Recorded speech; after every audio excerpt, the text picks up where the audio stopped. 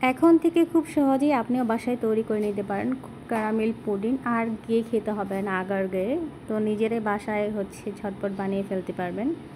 তো এখানে পুডিং বানানোর জন্য আমি 3টা ডিম নিয়েছি। প্রথমে এই ডিমটাকে আগে ফেটে নিব সুন্দর করে, একদম মিহি করে ফেটে নিতে হবে যাতে কুসুম আর সাদা অংশটা একসাথে মিশে যায়। তো ভালোভাবে মিশিয়ে নেওয়ার পরে এখানে দিতে হবে পরিমাণ মতো চিনি দিব। আর চিনিটা দুধ আর ডিম অনুযায়ী দিব। যতটুকু দুধ নিয়েছিলাম তার মধ্যে যতটুকু চিনি লাগবে ওইটুকুই চিনি নিয়েছি। চিনি দেবার পরে চিনিটাকে ভালো মতো মিক্স করে নিতে হবে যাতে চিনির দানা অংশটা না থাকে। আর যাদের বাসায় হ্যান্ড ব্লেন্ডার আছে তারা ব্লেন্ডারে মিক্স করে নিলে ভালো হয় পুডিংটা, কিন্তু আমার ছিল না। আর এখানে 1 কেজি পরিমাণ দুধকে জাল করে আধা কেজি বানিয়ে নিয়েছিলাম আগে আমি, তো সেটার ভিডিওতে দেখে নেই। দুধটা দেওয়ার পরে একটু ভালো মতো দুধের সাথে ডিমের অংশটাকে ভালো মতো একটু মিক্স করে নেব যাতে করে দুধের মধ্যে কোনো লাম্পস না থাকে। তো এই জন্য ভালো মতো মিশিয়ে নিতে হবে। যাই হোক আমার কিন্তু একদম মেশানো শেষ। এবার ক্যারামেলটা বানিয়ে নেব পুডিংটা সেট করার জন্য। তো এখানে পরিমাণ মতো চিনি দিয়ে ক্যারামেল বানিয়ে নিয়েছি। ক্যারামেলটা যে বাটিতে পুডিংটা বানাবো সেই বাটিতে ঢেলে সেট করে নিচ্ছি।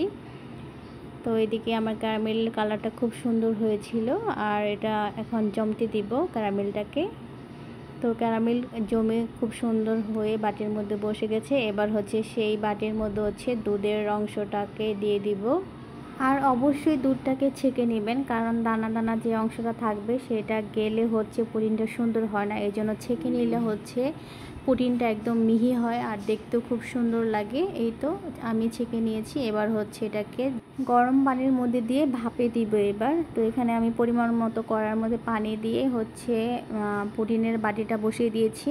প্রায় দুধটাকে ঘন করে জাল করে নিলে প্রায় 15 মিনিট কিংবা 20 মিনিটের মধ্যে পুডিংটা হয়ে যায়। তো আমারটা বেশি সময় লাগে না, প্রায় 15 মিনিটের মধ্যে হয়ে গেছে। এবার একটা কাটি দিয়ে এটাকে চেক করে নেব যে কোথাও কাঁচা অংশ আছে কিনা। তো কোথাও কাঁচা অংশ ছিল না। এবার এটাকে ফ্রিজে রেখেছিলাম আধা ঘন্টার মতো।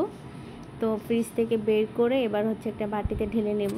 আর আর দেখতে পাচ্ছেন আমার পুডিংটা কিন্তু খুবই সুন্দর হয়েছিল। আর কিন্তু আগার গিয়ে যে কাড়াকাড়ি করে পুডিং খেতে হবে না, নিজের বাসায় বানিয়ে খেতে পারবেন এত সুস্বাদু মজার পুডিং। এবার আপনাদের সাথে পুডিংটা কেটে শেয়ার করব যে পুডিংটা আসলে কত সুন্দর হয়েছিল। যাই হোক আমার পুডিংটা কিন্তু অনেক সুন্দর হয়েছিল। যাই হোক এভাবে আপনারা বাসায় ট্রাই করবেন অবশ্যই। আর ভিডিওটা ভালো লাগলে অবশ্যই লাইক কমেন্ট শেয়ার করে দিবেন। আর এভাবে পাশে থাকবেন। আল্লাহ হাফেজ।